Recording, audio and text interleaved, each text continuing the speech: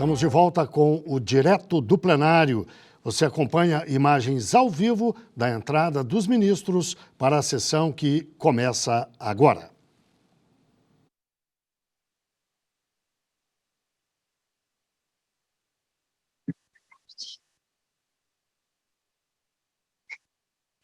Boa tarde, obrigada. Podemos nos sentar.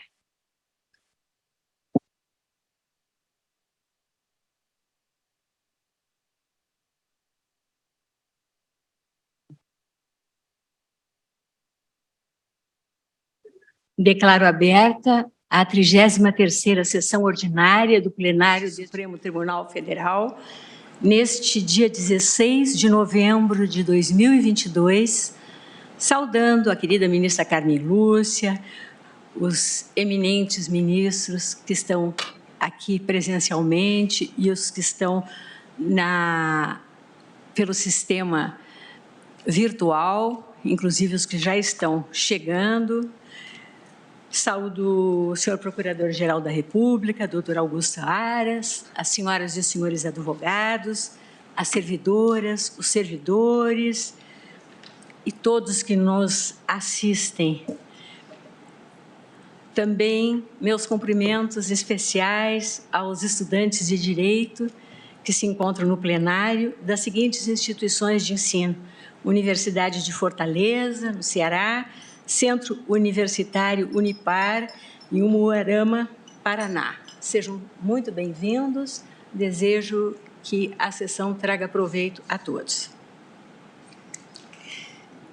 Começo, senhora ministra e senhores ministros, com um registro cuja importância avulta nos tempos procelosos que estamos a viver e que me levaram, na última segunda-feira, dia 14, a reafirmar em nota pública que a democracia, fundada no pluralismo de ideias e opiniões, a legitimar o dissenso, se mostra absolutamente incompatível com atos de intolerância e violência, inclusive moral, contra qualquer cidadão. E por que eu faço?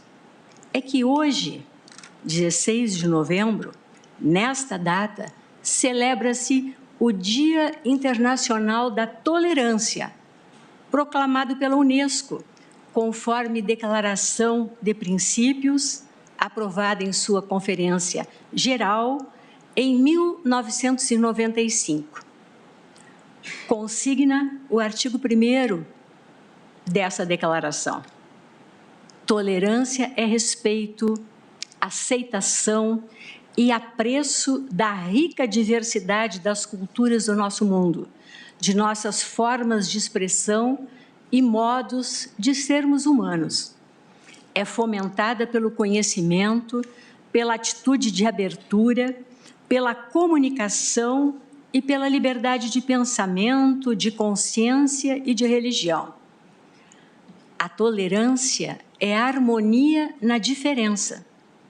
Não é apenas um dever moral, como também uma exigência política. A tolerância é virtude que faz possível a paz e contribui para substituir a cultura da guerra pela cultura da paz. Colho da mesma Declaração de Princípios da Unesco. Tolerância não é concessão, condescendência ou indulgência. Antes de tudo, é uma atitude ativa de reconhecimento dos direitos humanos universais e das liberdades fundamentais dos outros. Em nenhum caso pode ser usada para justificar violações desses valores fundamentais. A tolerância deve ser exercida por indivíduos, grupos e estados. E mais, da mesma Declaração de Princípios da Unesco, a tolerância é a responsabilidade que dá sustentação aos direitos humanos, ao pluralismo, à democracia e ao Estado de Direito. Nessa linha, digo eu agora, o exercício da tolerância é premissa fundamental para a concretização dos fundamentos da nossa República, conforme definidos no artigo 1º da nossa Constituição Cidadã de 1988, em especial a dignidade da pessoa humana e o significado da noção de pluralismo, que compõe o conceito do Estado democrático de direito, mormente a constatação da riqueza sociológica, cultural e étnica de um país tão multifacetado como o Brasil. Aliás, já no século XVII, Baruch de Spinoza, cujo pensamento filosófico assentava-se na liberdade humana, Spinoza enaltecia a prática da tolerância. No ponto, contudo, uma advertência se impõe a partir da argumentação de Karl Popper, filósofo austríaco contemporâneo, quanto ao chamado paradoxo da tolerância. Defende ele, na obra A Sociedade Aberta e Seus Inimigos, que uma sociedade tolerante deve ser intolerante à intolerância, pois a tolerância ilimitada leva ao desaparecimento da tolerância. Se estendermos a tolerância ilimitada, diz ele, mesmo aos intolerantes, e se não estivermos preparados para defender a sociedade tolerante do assalto da intolerância, então os tolerantes serão destruídos e a tolerância com eles. Escudados, os intolerantes acresçam em pretensa liberdade de expressão. Aliás, a própria Convenção Americana sobre Direitos Humanos, o conhecido Pacto de São José da Costa Rica, como todos sabemos, em seu artigo 13, parágrafo 5º, exclui expressamente do âmbito de proteção da liberdade de manifestação do pensamento, aspas, toda propaganda a favor da guerra, bem como toda apologia ao ódio nacional, racial ou religioso que constitua incitação à discriminação, à hostilidade, ao crime ou à violência. A liberdade de expressão, reafirme-se em absoluto, abriga agressões e manifestações que incitem ódio e violência, inclusive moral. Feito esse registro, nesse Dia Internacional da Tolerância, peço à senhora secretária que proceda à leitura da ata da sessão anterior.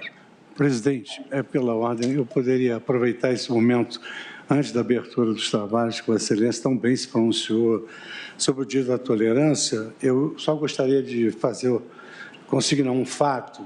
Eu, desde a minha juventude, fui muito ligado ao mundo desportivo. E hoje o Brasil perdeu uma grande desportista, que foi uma mulher que se destacou no universo desportivo feminino, que foi a Isabel do vôlei, morreu prematuramente aos 62 anos na manhã de hoje. Então, gostaria de consignar a nossa total solidariedade à família e o nosso recolhimento pela passagem de uma pessoa tão expressiva que trouxe tanta alegria ao povo brasileiro nos torneios de que participou, nas medalhas olímpicas, e deixa filhos, morreu nova. Então, gostaria de consignar também isso nesse momento que Vossa Excelência traz tanta sensibilidade para o nosso plenário. Agradeço, ministro Fux, e também manifesto o meu voto de pesar aos familiares e amigos. Realmente uma grande perda para todos nós brasileiros. Agora sim. Ata da 35ª Sessão Extraordinária do Plenário do Supremo Tribunal Federal, realizada em 10 de novembro de 2022. Presidência da senhora ministra Rosa Weber, presentes à sessão os senhores ministros Gilmar Mendes, Ricardo Lewandowski, Carmen Lúcia, Dias Toffoli, Luiz Fux, Roberto Barroso, Edson Fachin, Alexandre de Moraes, Nunes Marques e André Mendonça. Vice-Procuradora-Geral da República, doutora Lindora Maria Araújo. Abriu-se a sessão às 14h38, sendo lida e aprovada a ata da sessão anterior. Consulto os eminentes pares sobre eventual retificação quanto à nossa ata ou complementação e infiro do silêncio e concordância com a ata. Declaro aprovada e chamo a julgamento a ação direta de inconstitucionalidade 5.657, sob a relatoria do ministro Luiz Fux, em que requerente a Associação Brasileira das Empresas de Transporte Terrestre de Passageiros. Esta ADI diz com as ODS 10, 11, 16 e 17, respectivamente, redução das desigualdades, cidades e comunidades sustentáveis, paz, justiça e instituições eficazes e parcerias e meios de implementação. Ministro Fux, há um pedido de sustentação oral e falará pela requerente Associação Brasileira das Empresas de Transporte Terrestre de Passageiros, o advogado Dr. Aldi da Costa Santos Júnior, de forma presencial. Por isso, eu passo agora a palavra a Vossa Excelência apenas para o relatório.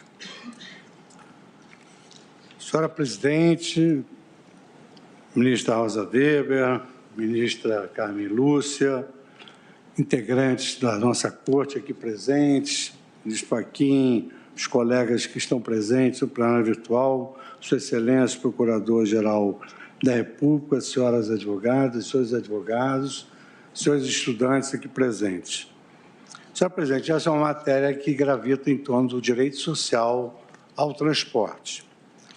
E faço um relatório mais minudente em homenagem à presença do ilustre advogado, Dr. Aldi, que fará a sustentação oral. Trata-se de uma ação direta de inconstitucionalidade com pedido de medida cautelar ajuizada pela Associação Brasileira das Empresas de Transporte Terrestre de Passageiros, ABRAT, tendo por objeto o artigo 32 da Lei Federal 12.852, de 2013, que tem o seguinte teor. Artigo 32. No sistema de transporte coletivo interestadual, observar-se-á, nos termos da legislação específica, a reserva de 2 vagas gratuitas por veículo para jovens de baixa renda. Inciso 2º, a reserva de 2 vagas por veículo com desconto de 50% no mínimo no valor das passagens para os jovens de baixa renda a serem utilizadas após esgotadas as vagas previstas no inciso 1º, vale dizer, aquelas vagas gratuitas, 2 por veículo para jovens de baixa renda. Então, esgotar aquelas vagas, então, haveria essas outras 2 vagas com desconto de 50%.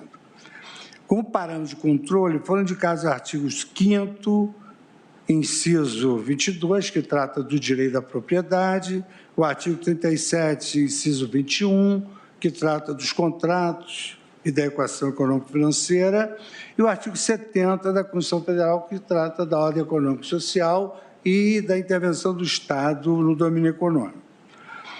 Em sede preliminar, a requerente afirmou ser entidade de classe de âmbito nacional representativa das empresas de transporte terrestre coletivo de passageiros.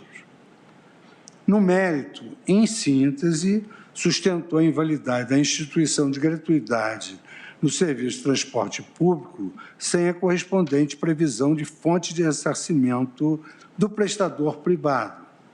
Nesse contexto, pleiteou a declaração de inconstitucionalidade sem redução de texto do dispositivo legal impugnado, reconhecendo-se a invalidade da aplicação dos benefícios de gratuidade e de descontos na passagem de transporte coletivo interestadual, desacompanhado de correspondente sistema de financiamento direto pela União.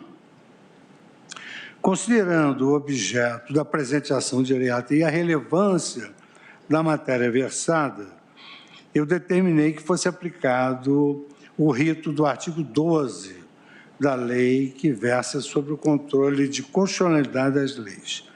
O presidente da República e o Congresso Nacional defenderam a constitucionalidade da norma impugnada, aduzindo que a legislação de regência prevê mecanismos de reequilíbrio econômico e financeiro dos contratos, documentos 15 e 17. A Advocacia Geral da União, ela exarou parecer, em primeiro lugar, pelo não conhecimento da ação e, sucessivamente, pela improcedência do pedido de mérito, nos termos da seguinte ementa in verbis.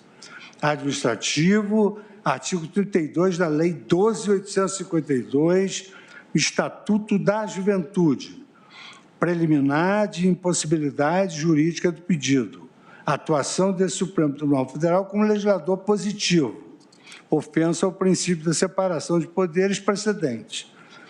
Mérito, ausência de violação aos artigos 5º, inciso 22, 6º, caput do artigo 37 e inciso 21º e 170 da Constituição Federal. O regramento alusivo à gratuidade de serviços de transporte coletivo para jovens de baixa renda assegura o equilíbrio econômico e financeiro dos respectivos contratos administrativos, desde necessidade de interpretação conforme a Constituição para atribuir diretamente à União os custos decorrentes da implementação do benefício. Manifestação pelo não conhecimento da presente ação direta e, no mérito, pela improcedência do pedido formulado pela requerente. Por seu turno, o Ministério Público, por meio da Procuradoria-Geral da República, também se manifestou no sentido da improcedência do pedido de mérito, em parecer assim emendado. Concessão de benefício de gratuidade e desconto em 2 vagas em transporte coletivo interestadual de passageiros para jovens de baixa renda não viola a Constituição da República. Existência de mecanismos legais de manutenção do equilíbrio econômico-financeiro em contratos administrativos. Afastamento da alegação de afronta aos artigos 5º, 22º, 6º, 37, 21º e 170 da Constituição da República. Ouvida também os outros órgãos necessários, mantiveram-se nesse mesmo sentido do parecer pela improcedência do pedido. Eu acredito, senhora presidente, que com esse relatório seja possível ao eminente doutor Aldi promover a sua sustentação oral. É o relatório. Excelente. Agradeço ao ministro Fux e concedo a palavra ao doutor Aldi da Costa Santos Júnior, que falará pela requerente Associação Brasileira das Empresas de Transporte Terrestre de Passageiros, pelo prazo regimental de até 15 minutos, doutor. Está com a palavra. Excelentíssima senhora presidente, ministra Rosa Weber, excelentíssima senhora ministra Carmen Lúcia, senhor ministro Luiz Fux, senhor ministro Edson Fachin, senhores ministros, senhor procurador-geral da República, senhoras e senhores advogados. Muito boa tarde a todos. O artigo 32 da Lei 12.852 de 2013, o denominado Estatuto da Juventude, objeto desta ação direta de inconstitucionalidade, instituiu um relevante benefício social, o acesso gratuito e o desconto tarifário para os jovens de baixa renda no transporte coletivo interestadual, um serviço público por definição constitucional. Esta ação direta não se volta contra esse benefício. Uma ação de política pública estabelecida em harmonia com os objetivos presentes no artigo 3º da Constituição da República e que procurou prestigiar a inserção do direito social ao transporte no rol de direitos fundamentais. A questão que esta ação direta submete ao Supremo Tribunal Federal consiste em saber se é conforme a Constituição a interpretação que afirma a oponibilidade desse benefício a toda a sociedade sem o correspondente financiamento estatal. A resposta que a autora compreende como correta para essa questão é a de que se revela inconstitucional a exigência do benefício tarifário sem o indispensável e correspondente financiamento público, porque isso significa impor a todos os demais usuários do transporte coletivo público interestadual, em sua grande maioria, sua imensa maioria, possuidores de uma renda mensal de até 3 salários mínimos, do ônus de suportar o conteúdo econômico desse benefício, em perceptível violação do direito social fundamental ao transporte por parte de uma população igualmente carente. Antes de apontar os fundamentos dessa compreensão, o farei com objetividade que demanda a presença nessa tribuna, eu peço licença, eminente presidente, para destacar a importância e relevância da decisão que o Supremo Tribunal Federal tomará nessa questão.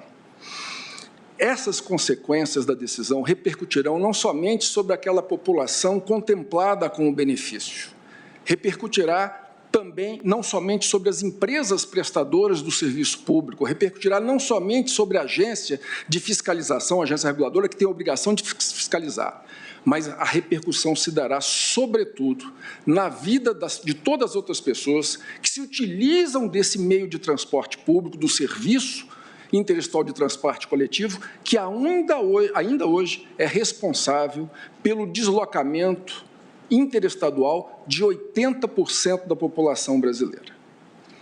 Para a exata ideia da repercussão da decisão do Supremo Tribunal Federal, uma repercussão que será possivelmente intergeracional, eu destaco o contingente absolutamente expressivo contemplado com esse benefício.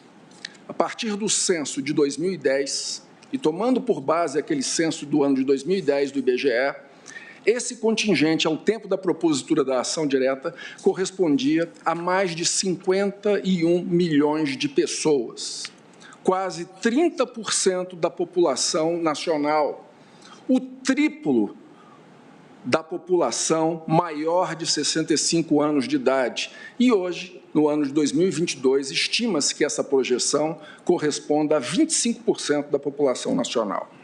Não é difícil perceber que a concessão do benefício a esse imenso contingente de pessoas, sem o indispensável financiamento público, impõe uma revisão tarifária que frustra o acesso ao transporte coletivo, especialmente dos mais carentes, contrariando a própria finalidade da inserção do direito social ao transporte no rol de direitos fundamentais. E para essa constatação, basta-se observar que a previsão contida no inciso 2º do artigo 32, que consagra o direito ao desconto de 50% em 2 assentos por veículo, acaba esvaziada quando a tarifa ordinária, para fazer face àquela gratuidade prevista no inciso 1º, alcança um patamar que, na prática, suprime o efeito do desconto. A emenda constitucional número 90 do ano de 2015 inseriu o transporte no rol dos direitos sociais fundamentais em decorrência de intensas manifestações populares iniciadas, sobretudo, no ano de 2013, em protesto contra o alto custo dos serviços públicos de transporte. Representou essa emenda constitucional mais do que o simples reconhecimento do dever do Estado de prever um serviço público acessível a toda a sociedade. essa emenda constitucional representou o reconhecimento pelo Constituinte derivado do dever de prestação positiva do Estado, de forma a ampliar as condições de acesso ao serviço público, notadamente das pessoas de menor poder aquisitivo. Na escolha dos meios necessários à efetivação desse direito social fundamental, é inconstitucional a definição de caminhos que reduzem o nível de acesso ao transporte público, e esse é o efeito da imposição de gratuidades no serviço de transporte coletivo sem a correspondente fonte de financiamento. Permitam-me, senhores ministros, caminhando já para o final, abordar dois temas. O primeiro é de que, ao contrário do alegado pela douta Advocacia Geral da União, aqui não se pretende a atuação do Supremo Tribunal como um legislador positivo de forma a modificar a Lei 12.852, de 1931. O que se pretende aqui é que, diante das possibilidades hermenêuticas da norma, se exclua uma determinada hipótese por inconstitucional, exatamente aquela que impõe a obrigatoriedade do benefício das gratuidades sem a correspondente fonte de financiamento. Aliás, essa orientação, essa ação se tem por base uma orientação prestigiada por esse Supremo Tribunal Federal quando, diante de questões sensíveis, em que constatada a insuficiência da atuação do legislador infraconstitucional na tutela de direitos fundamentais. E eu permito lembrar aqui as palavras do eminente ministro Gilmar Mendes, lançadas no julgamento da ação direta 875 do Distrito Federal, em que a Corte, em um dos primeiros e mais relevantes casos de declaração de inconstitucionalidade sem redução do texto, julgou procedente a ação direta. Na verdade, eram várias ações diretas que foram julgadas conjuntamente procedentes, com a declaração de inconstitucionalidade sem redução do texto, assegurando-se a vigência da norma por um determinado tempo, apelando-se ao legislador para que, naquele período de tempo, superasse o estado de inconstitucionalidade reconhecido pelo Supremo Tribunal Federal. Afirmou Sua Excelência o ministro Gilmar Mendes naquela oportunidade. O atendimento insatisfatório ou incompleto da exigência constitucional de legislar configura, sem dúvida, afronta à Constituição. A afirmação de que o legislador não cumpriu integralmente o dever constitucional de legislar contém implícita uma censura da própria normação positiva. Senhora Presidente, senhora Ministra, senhores ministros, essa ação direta segue essa diretriz do Supremo Tribunal Federal. Uma última e final e importante observação. Por que a solução dessa questão deve ser diversa da seguida por essa Corte no julgamento da ação direta 3768, que versava sobre a ausência de fonte de custeio para a gratuidade prevista no Estatuto do Idoso para os maiores de 65 anos. A primeira razão é que aquela gratuidade constitui uma imposição da Constituição, no seu artigo 230, parágrafo 2º, ao passo que o benefício em questão é uma ação do legislador infraconstitucional que, como visto, não pode atuar de modo insatisfatório, contrariando a finalidade histórica e social do reconhecimento do acesso ao transporte como um direito fundamental. E a segunda razão reside justamente na emenda constitucional número 90 do ano 2015. Superveniente àquele julgamento, é essa emenda constitucional um instrumento de positivação na Constituição Federal que permite ao Supremo Tribunal Federal lançar um olhar diferente para essa questão, um olhar atento às consequências reais da imposição desses benefícios, seguindo sempre aquela advertência feita pelo ministro Dias Toffoli no julgamento da ação direta 3937, de que a jurisdição constitucional e o uso da técnica do apelo ao legislador deve se pautar sempre por prudência e sensibilidade, foram essas expressões utilizadas por Sua Excelência, mas sempre sem se perder a eficácia da decisão do Supremo Tribunal Federal, sem se comprometer a eficácia do próprio preceito constitucional tutelado. Senhora Ministra, senhores ministros, pede-se, à luz do que aqui foi exposto do memorial encaminhado a Vossas Excelências, que que seja julgada procedente essa ação, com a declaração de inconstitucionalidade sem redução do texto, sem prejuízo de se assegurar a aplicação da norma durante um período indicado pela Corte, afinal, nós estamos diante de um relevantíssimo benefício social, né, em convocação aos poderes legislativo e executivo para que, nesse espaço de tempo indicado pela Corte, atuem de forma a concretizar de forma eficaz e efetiva o direito social e o direito fundamental ao transporte. Muito obrigado, senhor. Senhora Presidente, Vossa Excelência e o eminente relator permitiriam, gostaria de dirigir uma questão ao ilustre advogado que se encontra na tribuna? Sem dúvida, ministro Fachin, Vossa Excelência está com a palavra. Muito obrigado, senhora Presidente. Cumprimento Vossa Excelência, eminente ministro relator, eminente ministra Carmen Lúcia, o senhor Procurador-Geral da República e, de modo especial, o doutor Aldo, que mais uma vez comparece à tribuna deste Supremo Tribunal Federal e, como soe acontecer, traduz na sua sustentação oral o exercício escorreito da advocacia, portanto, merecedor nossos cumprimentos. A questão que gostaria de elucidar, aproveitando o ensejo da faculdade que permite o regimento interno desse tribunal, que é, mesmo não tendo a condição de relator, poder suscitar esclarecimentos às sustentações orais, sejam da advocacia, seja do Ministério Público, quando assim se apresentar.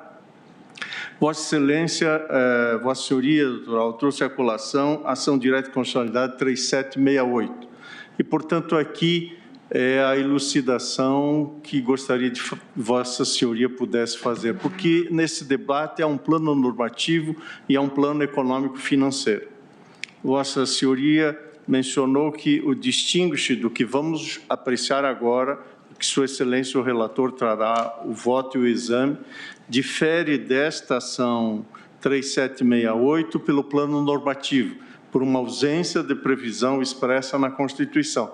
Mas toda a argumentação de Vossa Senhoria antecedente à citação desse precedente estava no plano econômico-financeiro da distribuição de custos.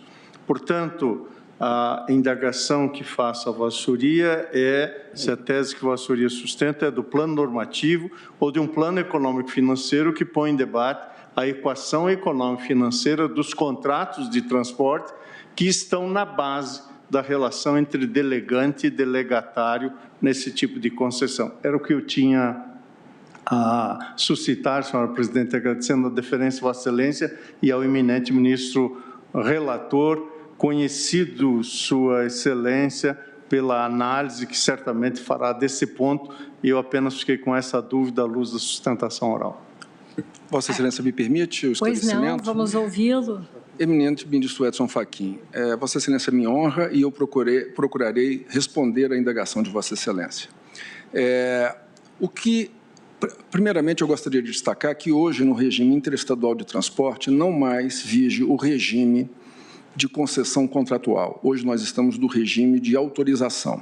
Então, o que se afirma aqui é, sobretudo, no plano normativo jurídico. E as razões pelas quais a autora aqui, que represento, suscita o distinguish, são de duas ordens. A primeira, pelo fato de essa gratuidade ter sido estabelecida pelo legislador e não pela Constituição Federal, como no caso apreciado na DIN 3768, e, ao nosso ver, de forma insuficiente para a tutela fundamental do direito de transporte, e também por outra razão de ordem normativa, é que, nesse período de tempo, sobreveio a emenda constitucional número 90, que deu um novo status ao direito ao acesso ao transporte no país. Nós entendemos que essa emenda constitucional é que permite ao Supremo Tribunal Federal, a partir dessa positivação, uma solução diferente para este caso. Eu não sei se consegui atender, mas fiz o melhor possível, Excelência. Eu agradeço, Vossa Senhoria.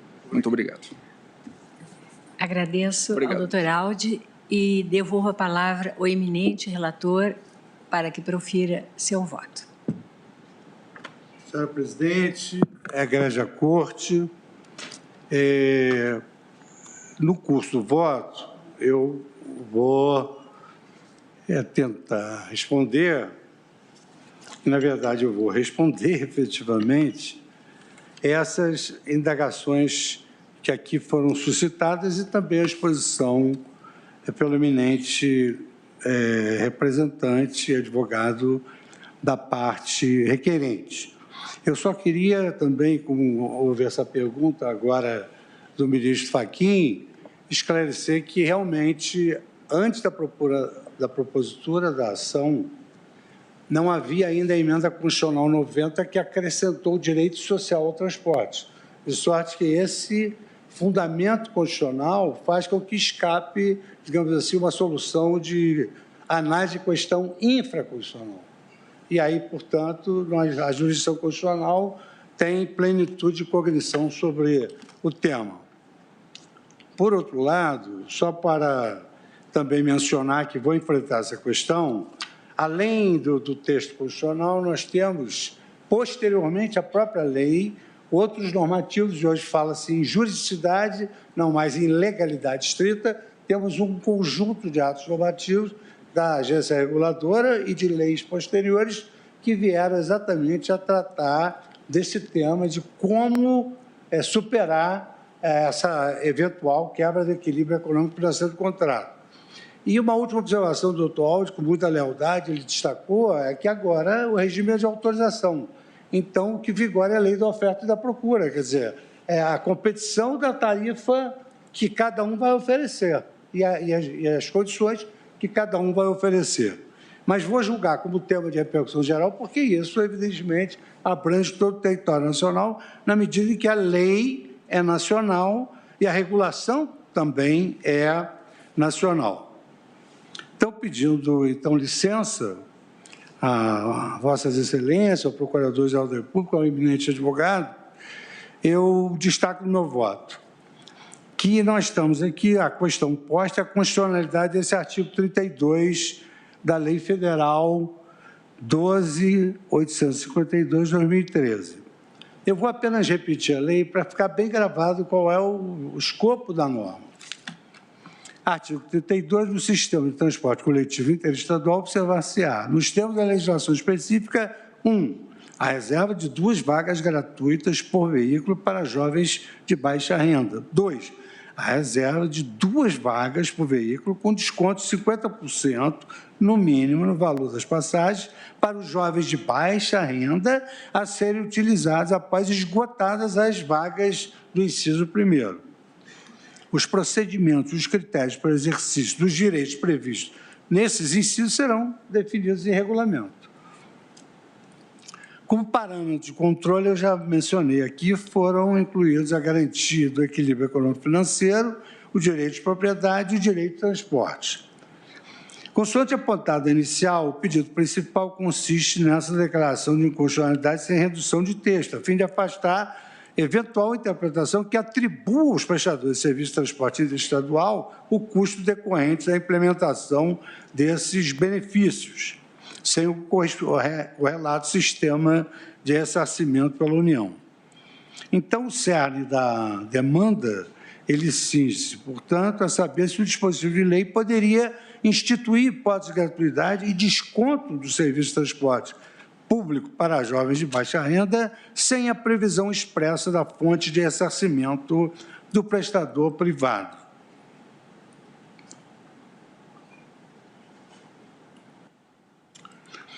Eu adianto que, consideradas as especificidades do setor em questão, eu concluo, já ao final, pela improcedência da presente ação direta. Como se observará, a constitucionalidade das alterações promovidas no artigo 32 da Lei Federal número 12.852, de 2013, cuja medida cautelar não foi deferida e foi adotado o rito 12 do artigo 12, fundamenta-se nos seguintes elementos: constitucionalidade de restrição de liberdades econômicas, que promova a tutela constitucionalmente estabelecida a especial grupo vulnerável. 2. A existência de arcabouço normativo infraconstitucional que distribui os custos da gratuidade e demais benefícios nos contratos de permissão. E 3. A liberdade tarifária, que caracteriza a autorização do serviço público e assegura a distribuição dos custos no setor a partir da abertura do mercado. Então, essas são as premissas que eu vou adotar para julgar improcedente essa ação direta. Senhor presidente, eu inicio pela legitimidade ativa de causa da ABRAT, porque houve uma incisiva impugnação da União.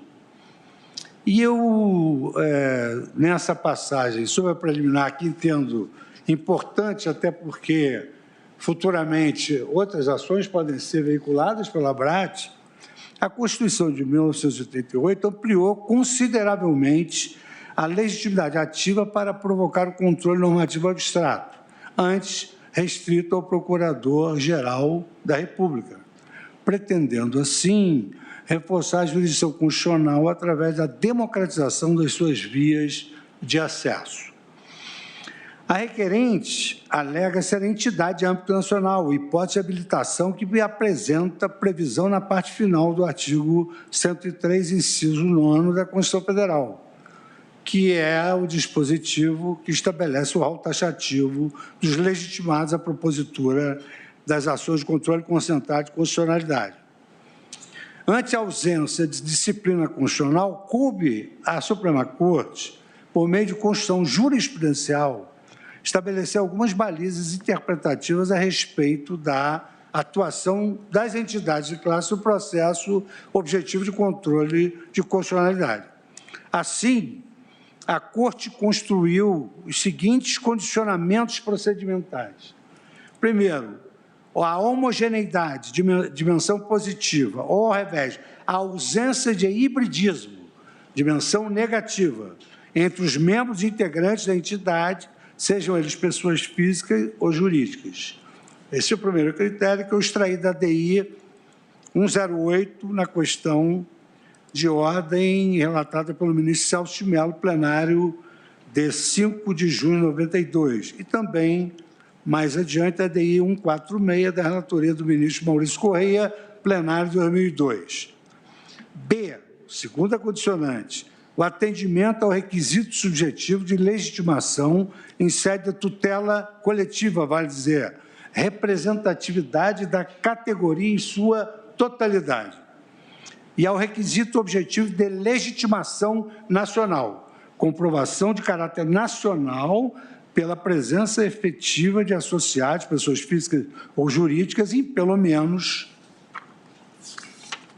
9 estados da Federação, em aplicação analógica do artigo 7º, parágrafo 1º da Lei 9.096 de 95. E aqui eu cito a DI 386, também do plenário, essa bem uma ADI antiga, mas muito bem robusta, na fundamentação dessa preliminar, da relatoria do ministro Sidney Sanches, e a DI 1486, da relatoria do ministro Moreira Alves, também do plenário. E C, outra condicionante, que foi criada também pela jurisprudência do Supremo para conferir legitimidade, a pertinência temática entre os objetivos institucionais e estatutários da entidade postulante e a norma objeto da impugnação, a DI 1873, da relatoria do ministro Marco Aurélio, também em plenário, já agora em 2003. Em conjunto, os requisitos supramencionados permitem a avaliação, caso a caso, da legitimidade ativa para a propositura das ações de controle concentrado. É dizer, na hipótese do inciso 9º do artigo 103 da Constituição Federal, a apreciação da legitimação ativa não se verifica de maneira a priorística. No caso específico, a Associação Brasileira de Empresas de Transporte Aéreo de Passageiros, ABRAT, satisfaz todos os requisitos para ser qualificada como entidade de classe de âmbito nacional, de forma a possuir legitimidade para provocar o controle abstrato de constitucionalidade perante esta Corte. Cito aqui a DPF 81, relator ministro Celso de Mello, julgado em 2015, e a DI 2649 da ministra Carmen Lúcia, julgada aqui no Tribunal Pleno em 17 de 10 de 2008. Ademais, o conteúdo da norma impugnada, hipótese de gratuidade e de redução de tarifa no transporte coletivo interestadual de passageiros, possui notória pertinência temática com a finalidade institucional da ABRAT, qual seja a defesa dos interesses das empresas de transporte terrestre coletivo de passageiros. Então, entendo que impõe-se o conhecimento da presente ação direta de inconstitucionalidade. Passo agora ao mérito, Excelência. E o primeiro item, eu destaco o direito ao transporte como direito social fundamental.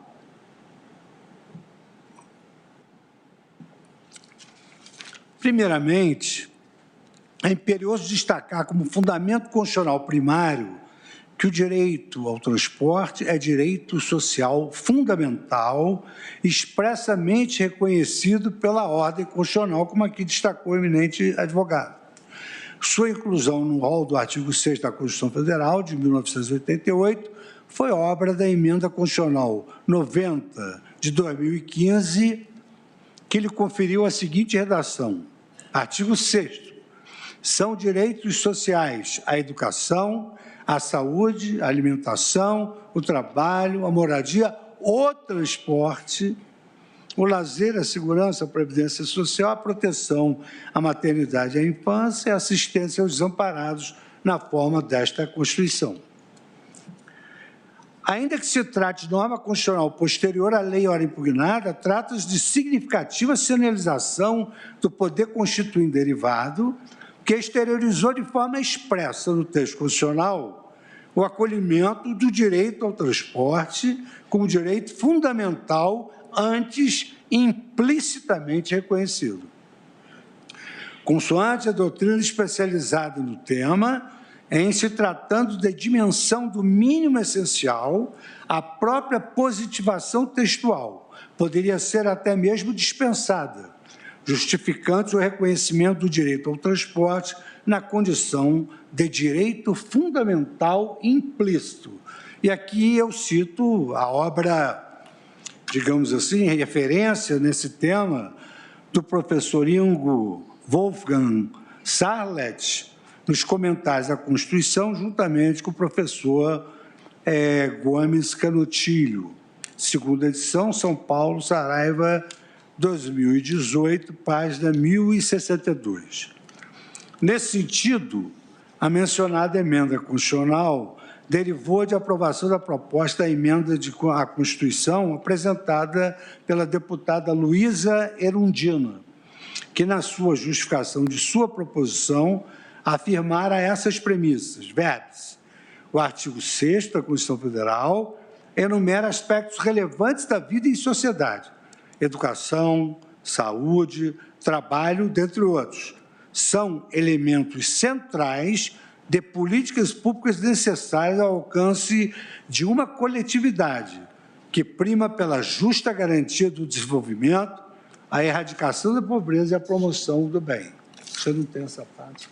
Você não tem essa parte. Vetor de desenvolvimento relacionado à produtividade e à qualidade da vida da população, sobretudo o contingente urbano, o transporte destaca-se na sociedade moderna pela relação com a mobilidade das pessoas e também com a oferta e o acesso aos bens e serviços. Como é de sabença, a economia de qualquer país fundamenta-se na produção e no consumo de bens e serviços, como também no deslocamento das pessoas, que são ações que são mediadas, evidentemente, pelo transporte. Como é que se vai ao médico? Como é que se vai adquirir alimentos? Por isso é considerado, inclusive, um componente do mínimo existencial. Desse modo, o transporte, notadamente o público, cumpre função social vital, uma vez que o maior ou menor acesso aos meios de transporte pode tornar-se determinante à própria emancipação social e o bem-estar daqueles segmentos que não possuem meios próprios de locomoção. Portanto, a evidente importância do transporte para o dinamismo da sociedade qualifica sua aposição na relação dos direitos sociais expressos no artigo 6º da Constituição Federal.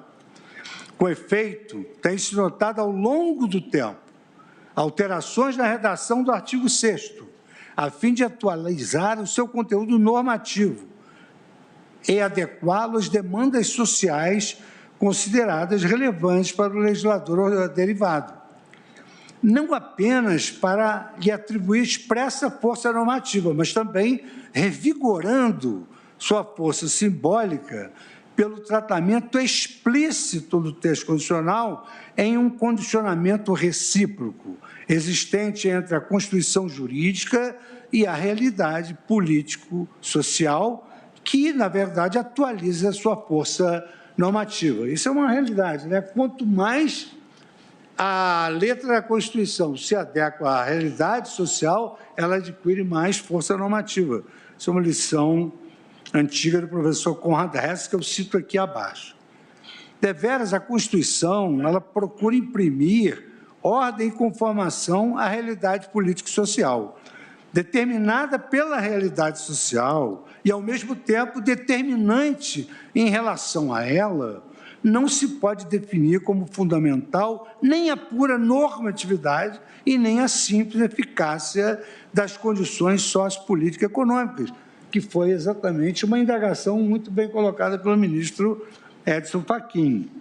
A força condicionante da realidade e a normatividade da Constituição, elas até podem ser diferenciadas, mas não podem, todavia, ser definitivamente separadas ou confundidas. Aqui, além da obra de Conrad Hess, na força normativa da Constituição, eu também invoco a obra do professor e nosso colega Gilmar Ferreira Mendes.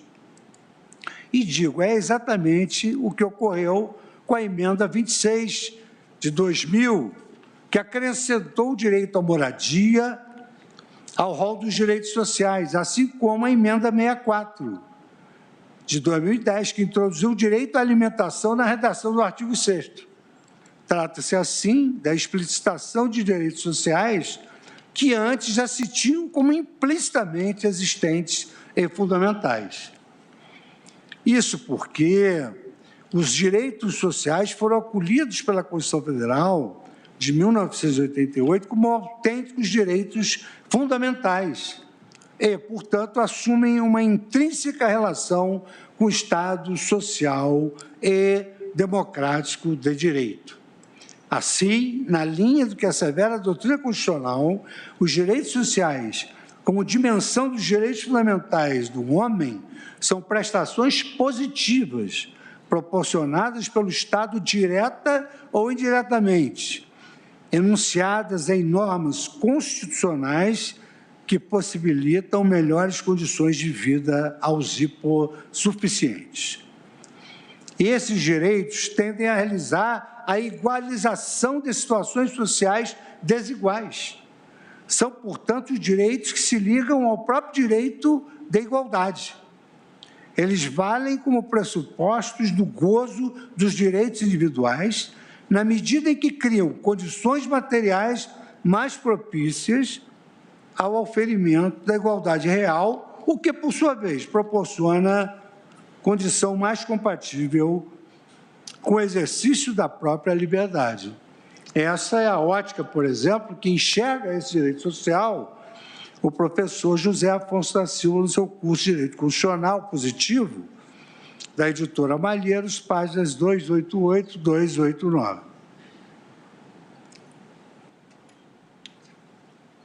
Essa compreensão ela é reafirmada pela doutrina especializada que relaciona a aplicabilidade concreta dos direitos sociais como forma intrínseca de maximização da própria dignidade da pessoa humana. Por isso que também os assim denominados direitos fundamentais sociais, econômicos, culturais e ambientais, seja na condição de direitos de defesa negativos, seja na sua dimensão prestacional, atuando como direitos positivos, constituem em sua parte e, em certa medida, exigências também da concretização da dignidade da pessoa humana.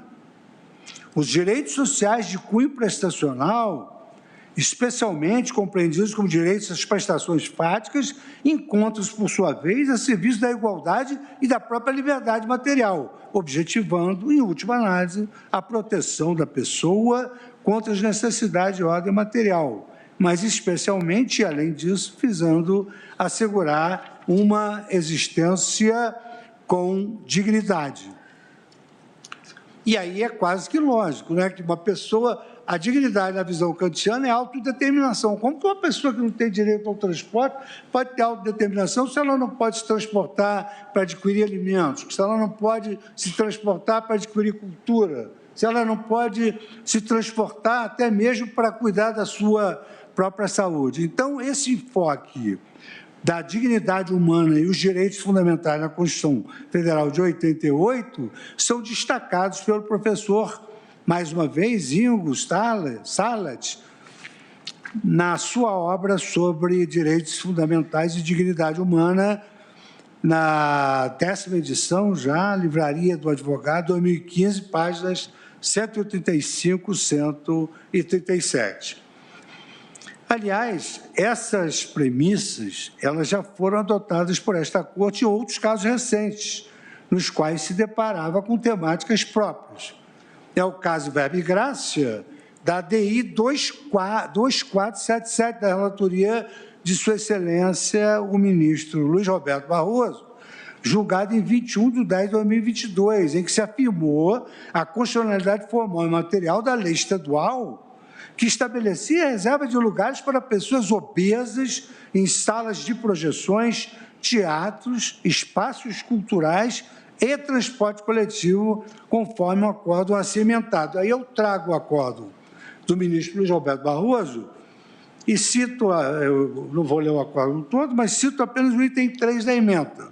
Não há inconstitucionalidade material, tendo em vista que, a reserva de lugares foi estabelecida em percentual razoável. 2, se trata de política inclusiva, que não afronta a liberdade de iniciativa, principalmente se considerada a eficácia horizontal dos direitos fundamentais. Esse foi o acórdão acompanhado pelo plenário do ministro Luiz Roberto Barroso. Sob o outro viés, a Suprema Corte também já assentou a constitucionalidade de leis estaduais que asseguram o transporte gratuito intermunicipal a militares estaduais, sem que se identificasse indevida interferência no contrato de concessão firmado com a concessionária de serviço público, uma vez que não haveria alteração no equilíbrio econômico financeiro do contrato. A ADI 1052, de Sua Excelência, o ministro Alexandre de Moraes, julgado em 24 de 8 de 2020, e a ADI 6474, de Sua Excelência, o ministro Ricardo Lewandowski, julgado em 3 de 11 de 2022. Desse último areste, eu destaco também o item 3. A Lei 9823, de 93, do Estado do Rio Grande do Sul, não representa indevida interferência no contrato de concessão firmado com a concessionária, uma vez que não há alteração da equação do equilíbrio financeiro e econômico do contrato administrativo, ação direta julgada improcedente. Trago ainda mais um aresto da Lei 13.729 do Estado do Ceará. Nessa ação direta, o plenário chancelou: é constitucional a disponibilização de, no máximo, 2 passagens por coletivo a militares da ativa, desde que devidamente fardados e identificados por parte das empresas permissionárias de linhas intermunicipais. A doutrina consequencialista, ela, à luz desse direito social, ela entende que a norma constitucional que garante o direito ao transporte demanda também atos legislativos infraconstitucionais, que lhe atribuam densidade normativa, a fim de que sejam efetivamente observados e concretizados, como assevera José Afonso da Silva, em Estudo Clássico, sobre a efetividade e aplicabilidade das normas constitucionais à natureza de direitos fundamentais ao lado dos direitos individuais. A Constituição seguiu essa doutrina, incluindo esses direitos no seu título terceiro, o que não retira a natureza de sua realização pelo poder depender de providências positivas do poder público. Ou seja, a consagração de um direito social ao transporte não pode ser uma mera divagação acadêmica. Ela precisa ser especificada através de leis e atos normativos secundários que caracterizam essa prestação positiva. Deveras, os direitos sociais apelam para uma democracia econômica e social num sentido dúplice. Em primeiro lugar, são direitos de todos. Em segundo lugar, pressupõe um tratamento preferencial para as pessoas que, em virtude das condições econômicas, físicas ou sociais, não podem desfrutar desses direitos. Um terceiro sentido se poderá ainda apontar a dimensão da democracia econômica e social no campo dos direitos sociais, a tendencial igualdade dos cidadãos no que respeita às prestações sociais. E aqui eu cito o professor Gomes Calotilho, no seu Direito Constitucional e Teoria da Constituição, 7ª edição, Coimbra, Almedina, página 345. É nesse segundo sentido que parece se colocar a norma impugnada, ao concretizar, mediante interposícios legislatórios, a efetivação de um direito social para um setor vulnerável da sociedade, em proteção às dificuldades que este pode ter no usufruto dos seus direitos fundamentais. E eu relembro que agora, proximamente das eleições, o Supremo Tribunal Federal entendeu o transporte como direito fundamental para o exercício do direito político de votar. E nós, então, chancelamos uma liminar, digamos assim, dando alforria para que as empresas pudessem franquear esse transporte. Então, é nesse sentido que a inserção do direito ao transporte guarda, no meu modo de ver, uma sintonia com o objetivo de assegurar a todos uma efetiva fruição de direitos fundamentais mediante a garantia de acesso ao local de trabalho, ao estabelecimento de ensino, ainda mais de jovens de baixa renda, com a proteção da criança e dos adolescentes e a formação desses jovens, sem prejuízo de viabilizar serviços de saúde e outros serviços essenciais, assim como lazer e mesmo exercer direitos políticos. Esse é que eu mencionei agora, que ocorreu nas eleições. Tudo isso sem prejuízo de se falar na especial consideração das pessoas com deficiência, o que veio consagrado no artigo 227, parágrafo 2º da Constituição Federal, e também dos idosos, o que resulta relevante o transporte no rol dos direitos e deveres sociais associados. Então, à luz dessas premissas, senhora presidente, é que eu vou analisar a constitucionalidade da lei impugnada. Então, passo a esse item, que é a constitucionalidade da intervenção do Estado na ordem econômica para assegurar especial proteção de direitos fundamentais. A Constituição Federal, e aqui, senhora presidente, chama a atenção, porque primeiro foi a análise do direito ao transporte como um direito fundamental. Agora, é esse confronto que se vai fazer sobre a intervenção estatal no domínio econômico, com a ponderação da livre iniciativa e o direito social ao transporte. A Constituição Federal fixar as balizas da ordem econômica e social preceitua que a livre iniciativa e a propriedade privada devem ser compatibilizadas com o objetivo de redução das desigualdades regionais e sociais, de forma a assegurar a todos a existência digna, conforme os ditames da justiça social. Trata-se de uma proposta ambiciosa e progressista que concilia harmonicamente interesses aparentemente conflitantes. É aquela nossa tarefa. A jurisdição constitucional trabalha com duas técnicas, ou a concreção, que é a aplicação da regra aos fatos, ou a ponderação de valores, que é uma segunda técnica que nós adotamos, principalmente depois dos estudos seminais do professor Roland Working sobre Freedom's Law, quer dizer, a valorização dos princípios que nós temos que conciliar, porque a Constituição não apresenta regras nem princípios antinômicos. Então, nesse contexto, é patente a possibilidade de o Estado intervir na ordem econômica para implementar políticas públicas que estabeleçam meios para a consecução da igualdade de oportunidades, da humanização das relações sociais, dando concretude aos valores da cidadania e da dignidade da pessoa humana, adotada pelo texto constitucional não apenas como fundamento da República, mas também como fim ao qual se deve voltar a ordem econômica.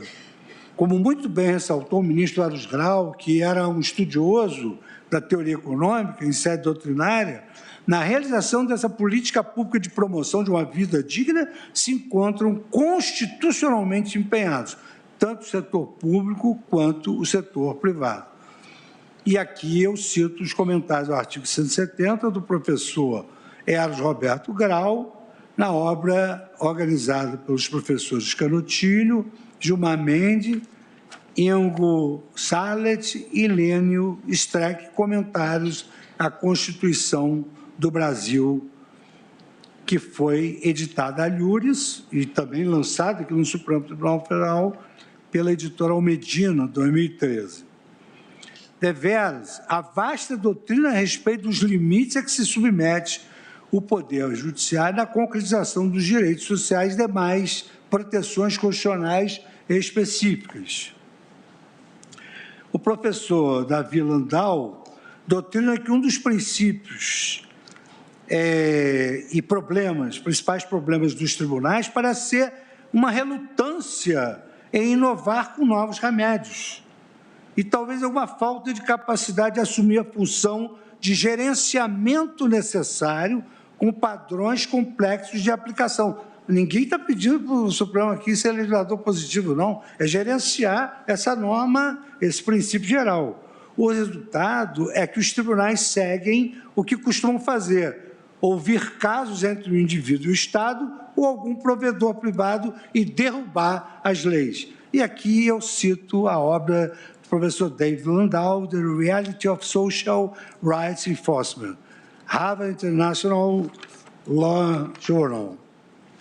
Na hipótese dos autos, não se verifica a inércia de poderes eleitos, mas, ao contrário, avalia-se a constitucionalidade de uma lei que promove o direito ao transporte de um grupo vulnerável econômica e constitucionalmente tutelado. Justamente por isso, o argumento de autocontenção judicial mostra-se ainda mais oportuno, se a despeito das restrições orçamentárias e de a tutela recair sobre grupos minoritários, o Congresso Nacional e a Presidência da República, com as suas comissões e grupos especializados, estabeleceu a respectiva política pública, bem como todo o arcabouço regulatório e normativo correlato. Quer dizer, não é só um dispositivo constitucional solto no ar. Nós temos aqui regulação e ordens normativas secundárias. O que não impõe ao Poder Judiciário uma interpretação conforme para promover rearranjos e distribuição de custos econômicos da política pública. Há norma jurídica secundária a respeito disso. Sobre o tema, o Supremo Tribunal Federal já teve a oportunidade de se manifestar em diversos precedentes, nos quais destacou a importância de se conciliar a proteção do interesse de grupos vulneráveis com os princípios liberais, a fim de promover a redução da desigualdade e outros valores positivados no texto constitucional. E aqui eu cito a ação direta de inconstitucionalidade, que também foi proposta pela ABRAT, e que se tratava, na época, da constitucionalidade da Lei 8899, de 29 de junho de 94, que concedia passe livre às pessoas portadoras de deficiência.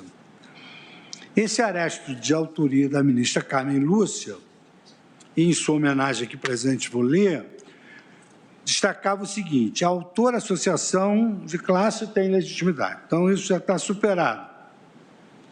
2, pertinência temática também já mencionei. 3, em 30 de 3 de 2007, o Brasil assinou na sede das Organizações das Nações Unidas a Convenção sobre os Direitos das Pessoas com Deficiência, bem como seu protocolo facultativo, comprometendo-se simplesmente a implementar medidas para dar efetividade ao que foi ajustado. A Lei 8899/94 é parte das políticas públicas para inserir os portadores de necessidades especiais na sociedade e objetiva a igualdade de oportunidades e a humanização das relações sociais, em cumprimento aos fundamentos da República de cidadania e dignidade da pessoa humana, o que se concretiza pela definição de meios para que eles sejam alcançados. Ação direta de constitucionalidade, julgado improcedente, ADI 2649, relatoria ministra Carmen Lúcia, plenário 17 de 10 de 2008. Ainda de Sua Excelência, a ADI 3768. Aqui, Sua Excelência, ministra Carmen Lúcia, já estava analisando o Estatuto do Idoso, quando teve a oportunidade de destacar na ADI 3768 o artigo 39 da Lei 10.741, Estatuto do Idoso, apenas repete o que dispõe o parágrafo 2º do artigo 230 da Constituição Federal. A norma constitucional é de eficácia plena e de aplicação imediata. Então, vejam que aqui nem se exigiu interposições legislatórias, como em vários casos outros. Por exemplo, nepotismo, nós aplicamos direto à Constituição Federal. Não havia norma nenhuma fazendo essa interposição. E a ministra Carmen Lúcia, então, assenta a eficácia plena, aplicabilidade imediata, sem eiva de invalidade jurídica. Ação julgada improcedente. Essa ADI 3768. Cito ainda essa ADI do ministro Eros Grau, meia entrada assegurada aos estudantes regularmente matriculados em estabelecimento de ensino, ingresso em casas de diversão, esporte, cultura, lazer, competência concorrente entre a União, Estados-membros e o Distrito Federal para legislar sobre direito econômico, constitucionalidade, livre iniciativa e ordem econômica, mercado e intervenção do Estado na economia. Aí diz ele, é certo que a ordem econômica na Constituição de 88, ela define opção por um sistema no qual joga um papel primordial a livre iniciativa. Essa circunstância não legitima, no entanto, a assertiva de que o Estado só intervirá na economia em situações excepcionais.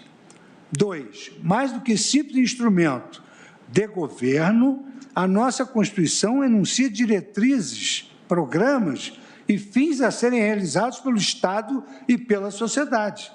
Postula um plano de ação global normativo para o Estado e para a coletividade, informado pelos preceitos veiculados pelos seus artigos 1º, 3º e 170. A livre iniciativa é a expressão de liberdade titulada não apenas pela empresa, mas também pelo trabalho. Por isso, a Constituição, ao contemplá-la, cogita também da iniciativa do Estado.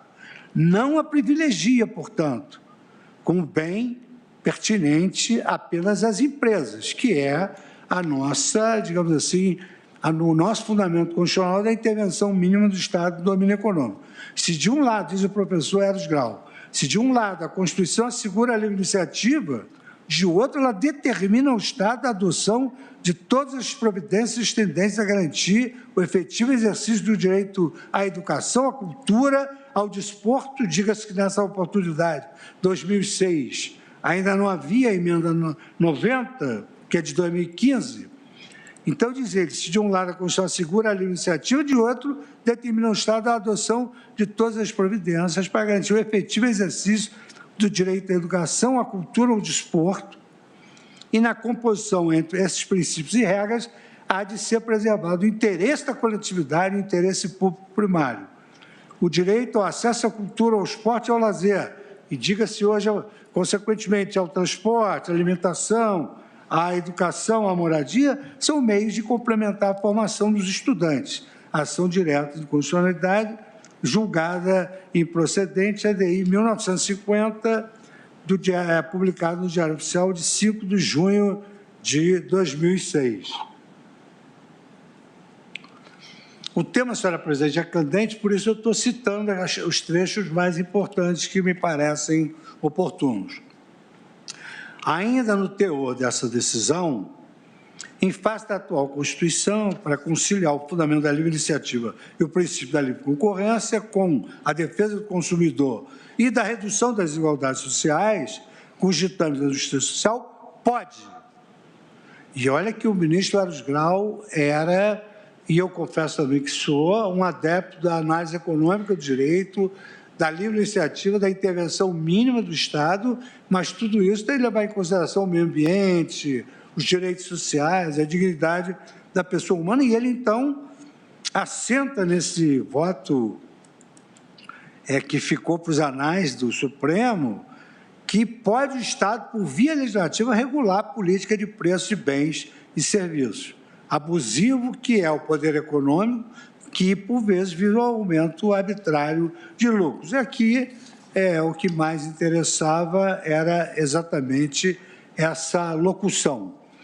E, nesse particular, com esses mesmos fundamentos, noutra ação direta, na 319, os mesmos fundamentos foram adotados por Sua Excelência, o ministro Moreira Alves, na ADI 319, publicada no DJ de 30 de abril de 1993.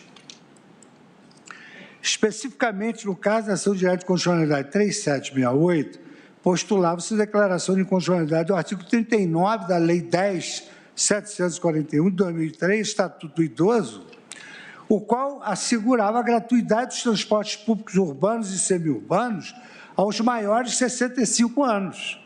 À ocasião, esta Corte fixou que eventual impacto do benefício haveria de ser calculado e definido no âmbito da relação delegante-delegado, sem que se cogitasse da supressão do exercício de um direito constitucionalmente tutelado. E nós vamos ver que há norma que faz a ponderação desse equilíbrio econômico-financeiro do contrato, principalmente por força dos princípios que regem a nossa ordem econômica e social. Assim como especial a proteção do idoso, a Constituição assegura o direito aos jovens, ao atribuir no artigo 227 à sociedade, ao lado da família e do Estado, o dever de lhe assegurar com absoluta prioridade o direito à vida, à saúde, à alimentação, à educação, ao lazer, à profissionalização, à cultura e à dignidade, bem como o respeito à liberdade e à convivência familiar comunitária, além de colocá-la a salvo de toda forma de negligência, discriminação, exploração, violência, crueldade e opressão. Ora, como é que se vai assegurar direito à saúde, direito à alimentação, à educação, à profissionalização, sem o direito ao transporte, que é um instrumento através que se alcançam esses fins? A tutela especial ao jovem, ela foi introduzida pela Emenda Constitucional 65 de 2010, que atribui expressamente ao Estado o dever de instituir políticas específicas que promovam programas de assistência integral à saúde do jovem, admitida a participação de entidades não governamentais. A Constituição passou a atribuir ao legislador a edição do Estatuto da Juventude, destinado a regular os direitos dos jovens, e o Plano Nacional de Juventude, visando a articulação de várias esferas do poder público para a execução de políticas públicas. O Estatuto da Juventude, de que trata o artigo 227, parágrafo 8º, inciso 1º da Constituição Federal, foi instituído pela Lei 12.852, de 2013, ao dispor sobre os direitos dos jovens e os princípios e diretrizes das políticas públicas de juventude. Nesse sentido, a lei criou a política pública de benefícios para o jovem de baixa renda no sistema de transporte coletivo interestadual, objeto exatamente da presente ação. acerca desse direito à liberdade, ao respeito, à dignidade dos jovens, consequentariamente, a proteção normativa instituída pela Emenda Constitucional número 65 de 2010, eu trago a lição da professora Maria Celina Bodan de Moraes e a Ana Carolina Brochado Trecheira. E vou ler apenas um trecho, senhora presidente, que eu transcrevo no voto, distribuído aos eminentes pares. Com a emenda 65, o Estado passou a assegurar aos jovens os mesmos direitos fundamentais destinados aos menores. E, para garanti-los, determinou, no parágrafo 8º do artigo 226, a criação de políticas públicas específicas, bem como a criação do Estatuto da Juventude, que, como o Estatuto da Criança e do Adolescente e o Estatuto do Idoso, ambos os estatutos visaram assegurar de forma mais específica a tutela prioritária a essas camadas da população, bem como o Plano Nacional da Juventude. Aí esse estudo também está nessa obra coordenada pelo professor Canutilho, pelo professor Gilmar Mendes e Lênio Streck. Tendo em vista as dimensões continentais do Brasil, a gratuidade dos hipossuficientes do transporte interestadual de passageiros assegura-lhes a liberdade de locomoção, instrumental para o acesso a outros direitos básicos, além das externalidades positivas de âmbito social, como a maior integração nacional e desenvolvimento regional. A facilidade de deslocamento físico em transporte público, seja interestadual, seja internacional, assegura ao jovem de baixa renda acesso a outros direitos sociais a que seria privado por hipossuficiência econômica. A integração nacional, sob a perspectiva individual, estende a gama de alternativas de serviços públicos, como já mencionei, educação, saúde, lazer, trabalho, existência dignas. Há casos em que o próprio Constituinte qualifica determinada atividade como serviço público, a exemplo do transporte coletivo de passageiros, em especial o interestadual.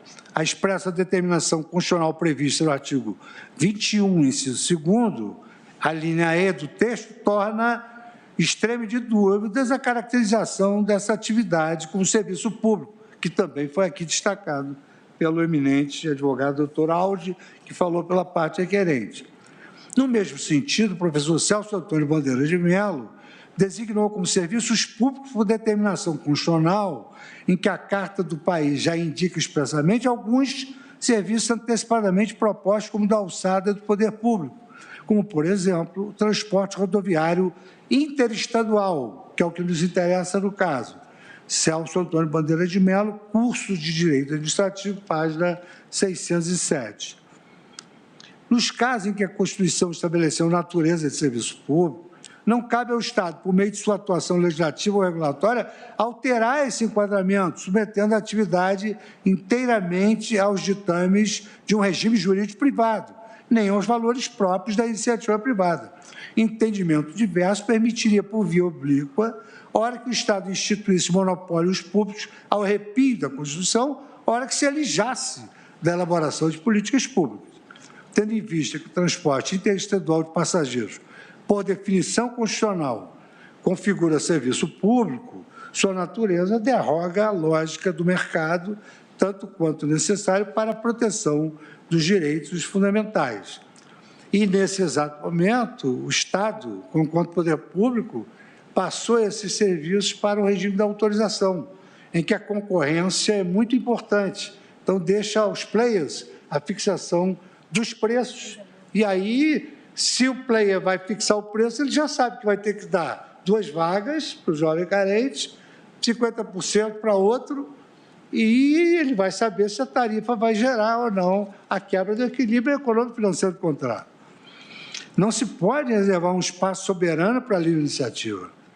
Por se tratar de serviço público de regulação econômica, haverá invariavelmente uma perda de eficiência econômica na competitividade do setor, o que se justifica em larga medida pela equidade perseguida.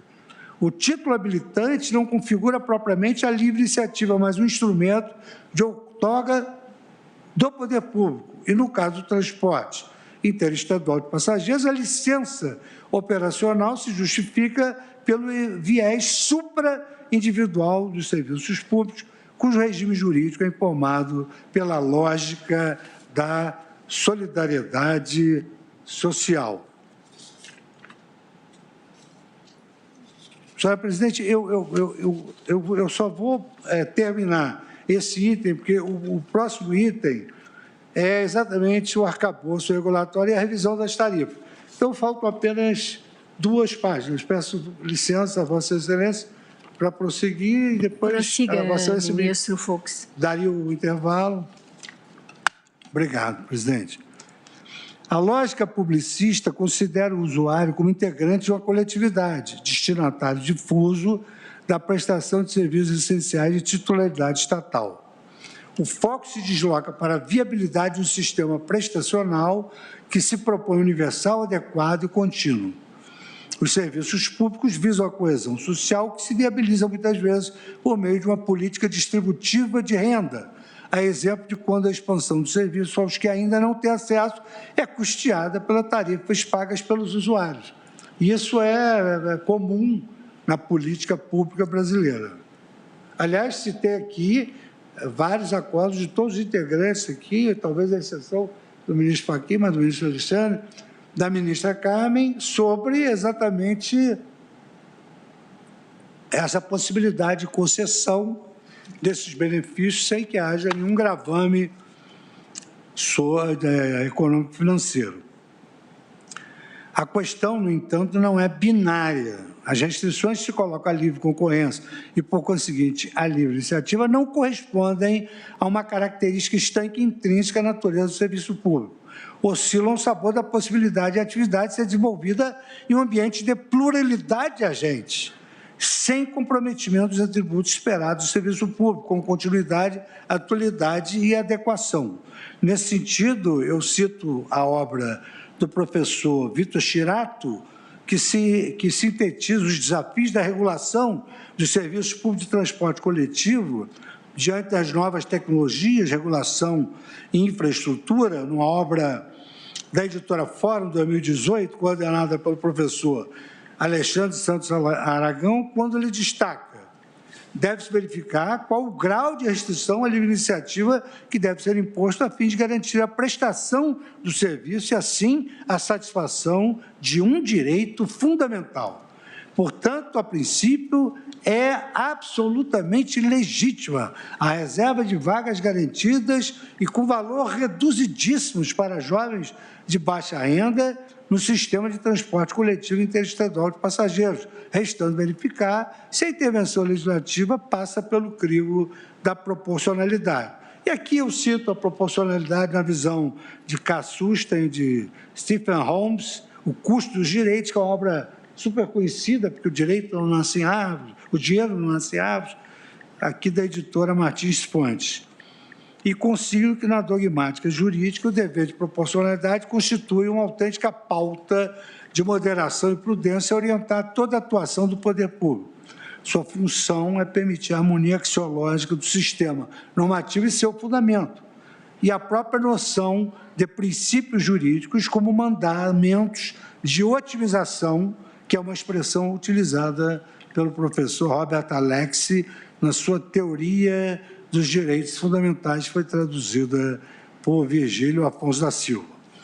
As palavras do nosso estimado e sempre querido decano de ontem, ministro Celso de Mello, o princípio da proporcionalidade, que extrai a justificação de diversas cláusulas constitucionais, notadamente aquela que veicula a garantia do substantive due process of law, acha-se vocacionado a inibir e a neutralizar os abusos do poder público no exercício de suas funções, qualificando-se como parâmetro de aferição da própria constitucionalidade material dos atos estatais. A norma estatal que não veicula qualquer conteúdo de irrazoabilidade, presta obséquio ao postulado da proporcionalidade, ajustando-se à cláusula que consagra em sua dimensão material o princípio do devido processo legal substantivo. Em caso, o artigo 32 da Lei Federal 12.852 de 2013 instituiu no sistema de transporte coletivo interestadual a reserva de 2 vagas gratuitas por veículo para jovens de baixa renda. 2, a reserva de 2 vagas por veículo com desconto de 50%, no mínimo, no valor das passagens, para jovens de baixa renda, a serem utilizadas após esgotadas as vagas totalmente gratuitas. 2 também. Contudo, atribuiu ao Poder Regulamentar, que é existente, a definição dos procedimentos e critérios para exercício dos referidos direitos. Ao estabelecer critérios objetivos que restringem a discriminação ao tanto necessário para a promoção dessa igualdade material ao que eu me referia, notadamente a comprovação da baixa renda, assim como ao fixar um número mínimo de assentos reservados e antecedência mínima de 30 minutos, o legislador preservou o interesse dos outros grupos afetados. A proporcionalidade aqui compreendida com observância das cláusulas do devido processo legislativo, resta, em meu modo de ver, observada pela conciliação harmoniosa desses interesses, ainda que a fixação dos detalhes continue reservada ao debate público. O espaço de conformação do poder político no que tange à promoção da universalização do serviço público e do gozo do direito de ir e vir restringe pela vinculatividade dos objetivos mencionados de redução da desigualdade social e regional e de combate à marginalização estabelecidos pela Constituição, mas se estende à conformação com interesses legítimos e conflitos. Avaliar a constitucionalidade das balizas e condicionantes instituídas pelas normas disciplinadoras, no caso, implica se imiscuir em matéria reservada ao regulador, tanto pelo princípio democrático quanto pela capacidade institucional.